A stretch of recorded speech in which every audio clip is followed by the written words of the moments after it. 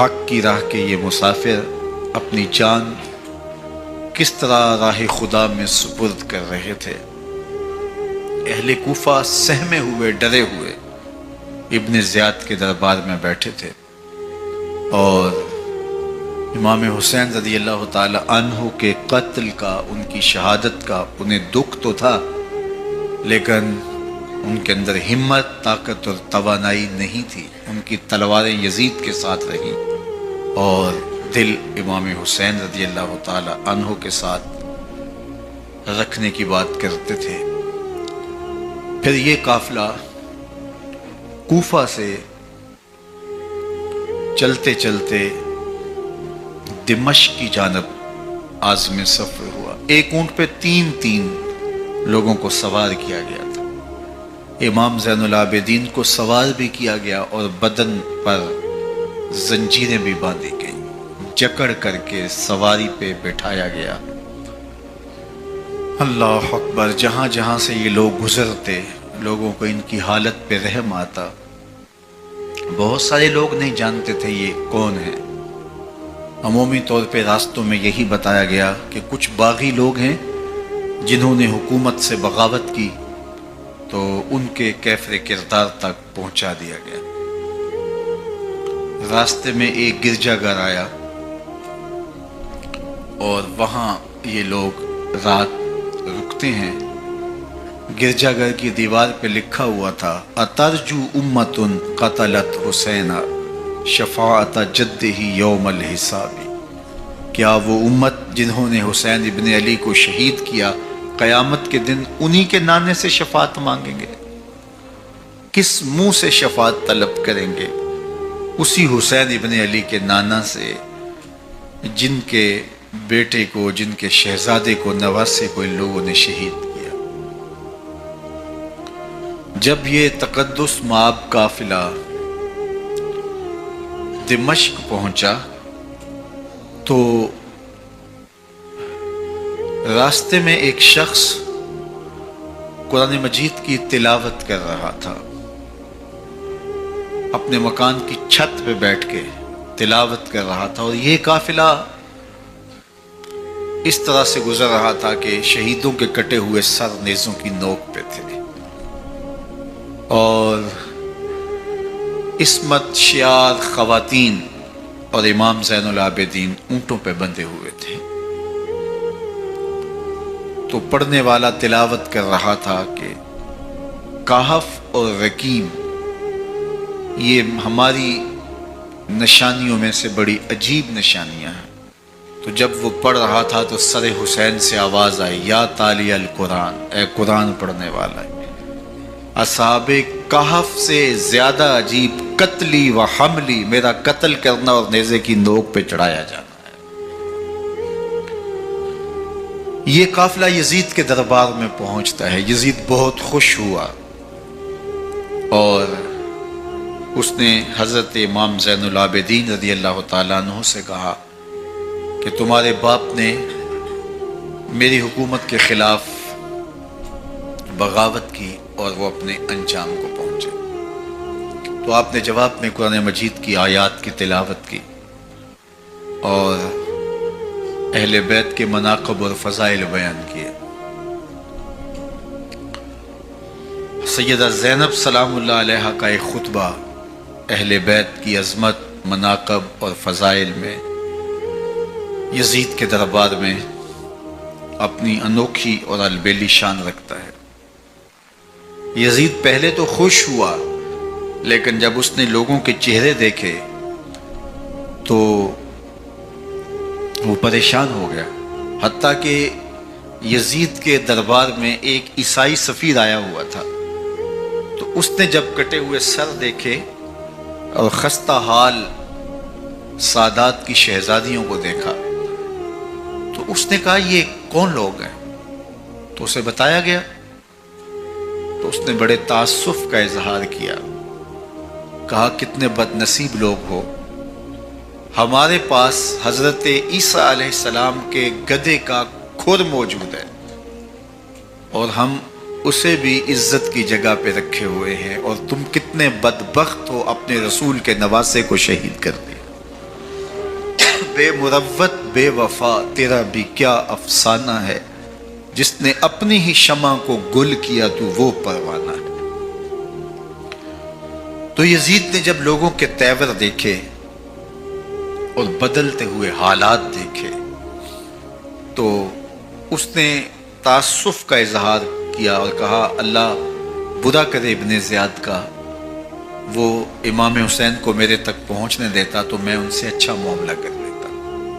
کچھ لوگ اس سے یزید کو بری الذمہ قرار دینے کی کوشش کرتے ہیں، لیکن یزید کے اپنے حکم سے سب کچھ ہوا۔ ابن اسیر نے لکھا ہے کہ جب یزید مرا تو ابن زیاد دمشق آ رہا تھا، اس کے ساتھ مسافر بن شریح بھی تھا، تو اچانک وہ کچھ سوچنے لگا۔ تو مسافر بن شریح نے کہا کہ ابن زیاد میں تمہیں بتاؤں تم کیا سوچ رہے ہو؟ کہا بتاؤ۔ کہا تم یہ سوچ رہے ہو کہ میں نے نواسہ رسول کو شہید کیوں کیا؟ تو کہنے لگا کہ یہ مجھے یزید کا حکم تھا، اور اگر میں نواسہ رسول کو شہید نہ کرتا تو وہ مجھے قتل کر دیتا۔ اور جب مسلم بن عقبہ کو مدینہ المنورہ کی حرمت کو پامال کرنے کے لیے اور حضرت عبداللہ ابن زبیر رضی اللہ تعالیٰ عنہ کی خلافت کے اعلان کے بعد مکہ المکرمہ پر حملے کے لیے جو یزید نے بھیجا، تو اس سے قبل اس نے ابن زیاد کو کہا کہ یہ کام تم کرو۔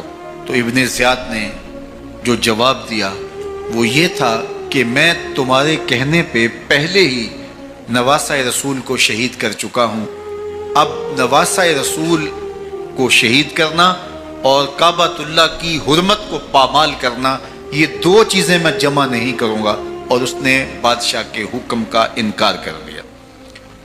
تو یزید نے امام حسین رضی اللہ تعالیٰ عنہ کی شہادت کا حکم دیا تھا ابن زیاد کو، اور یہ دو گواہیاں میں نے ابن زیاد سے آپ کے سامنے رکھی۔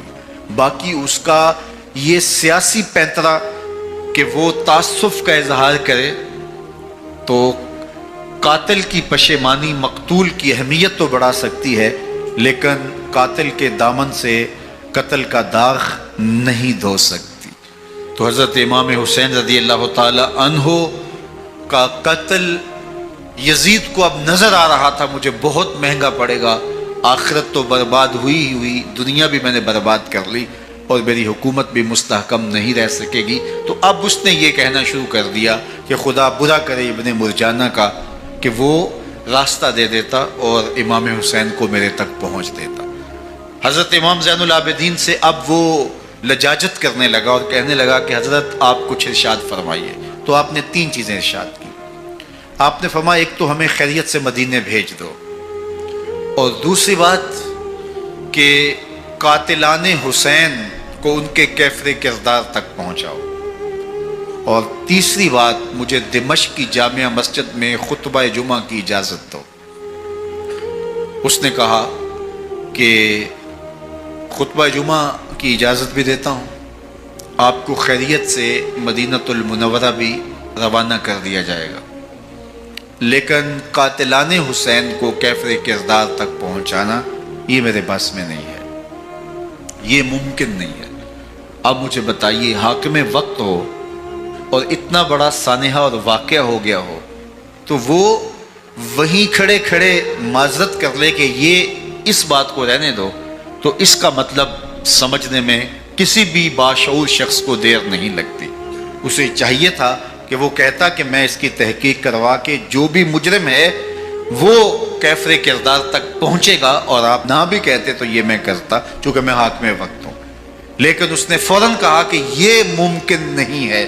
تو اس کا مطلب کیا کہ مجرم میں خود ہوں، تو میں اس سے جو ہے وہ بچنا چاہتا ہوں۔ تو اس نے حضرت امام زین العابدین کو کہا دو شرطیں تو قبول ہیں، لیکن یہ تیسری شرط قبول نہیں ہے اور یہ ممکن نہیں ہے۔ تو یہ واضح اس بات کا اشارہ ہے کہ یزید کے حکم سے، اس کی منشا سے اور اس کے کہنے سے حضرت امام کو شہید کیا گیا، اور اس نے حضرت امام حسین رضی اللہ تعالی عنہ کے مبارک لبوں پر چھڑیاں بھی ماری اور آپ کے دانتوں پر ضربیں لگائیں چھڑیوں. وہ تو ایک صحابی وہاں موجود تھے جو کھڑے ہو گئے. انہوں نے کہا ارفع ھذا الکدیب عن ھاتین الشفتین، ان ہونٹوں سے چھڑی ہٹا لے، میں نے ان آنکھوں سے رسول اللہ کو یہ ہونٹ چومتے ہوئے دیکھا ہے. جس طرح ابن زیاد کے دربار میں ہوا تو یہاں بھی ہوا. اللہ اکبر. تو یزید اپنے تئیں خوش تھا، لیکن لوگوں کے احتجاج کی سکت نہیں لا سکتا تھا کہ نواسہ رسول کو شہید کر دیا گیا. تو وہ یوں اپنی بات کو چھپانا چاہتا تھا اور بات ابن مرجانہ ابن زیاد پہ ڈالنا چاہتا. لیکن ابن زیاد کہتا ہے کہ اگر یزید کے کہنے پہ میں امام حسین کو قتل نہ کرتا تو میں قتل کر دیا جاتا، اور میں غزوہ کعبہ اور قتل امام حسین دونوں کو جمع نہیں کر سکتا، لہٰذا اب میں یزید کا یہ حکم نہیں مانوں گا، اس نے پہلے مجھ سے بہت بڑی زیادتی کروائی ہے. یہ تاریخ کی معتبر کتابوں کے اندر موجود ہے. اب یزید نے کہا دو باتیں مان لیتا ہوں، آپ کو مدینہ المنورہ بھی رخصت کر دیتے ہیں، اور دوسرا آپ کو مسجد دمشق میں خطبہ کی اجازت بھی دیتے ہیں. اللہ اکبر. یہ وقتی تصرف تھا اس کا، ورنہ یہ کون ہے اجازت دینے والا؟ ممبر تو حسین ابن علی کے نانے کا ہے. خیر مسجد دمشق میں گئے، لوگوں کا ہجوم تھا. حضرت امام زین العابدین ممبر پہ جلوہ فراز ہوئے. خطابت تو ان کے گھر کی لونڈی ہے. تو جب آپ نے کھڑے ہو کر کے خطبہ دیا اور فضائل و مناقب اہل بیت بیان کیے، لوگوں کے سینوں کے اندر آتش محبت اہل بیت کی جوش مارنے لگی. یزید ڈر گیا کہ اگر کچھ دیر خطبہ جاری رہا تو کہیں ایسا نہ ہو کہ لوگ میرے خلاف اٹھ کھڑے ہوں. تو اس نے مؤذن کو اشارہ کیا اور وہ اذان دینے لگا. تو اس نے کہا اللہ اکبر اللہ اکبر. تو حضرت امام زین العابدین نے کہا اس میں کوئی شک نہیں کہ اللہ سب سے بڑا ہے. پھر کہا اشہد اللہ الہ الا اللہ. تو امام زین العابدین نے فرمایا کہ ہم نے اس بات کی اپنے خون سے گواہی دی ہے کہ اللہ کے علاوہ کوئی معبود نہیں ہے. پھر اس نے کہا اشہد ان محمد رسول اللہ. تو حضرت امام زین العابدین نے یزید کی آنکھوں میں آنکھیں ڈال کے کہا یزید دیکھ، اذان میں تیرے نانے کا نام ہے یا میرے نانے کا نام ہے؟ تو حسین ابن علی رضی اللہ تعالیٰ عنہ کا نام کبھی بھی مٹنے والا نہ. زیاد کا وہ ستم رہا نہ یزید کی رہی وہ جفا، رہا تو نام حسین جسے زندہ رکھتی ہے کرم.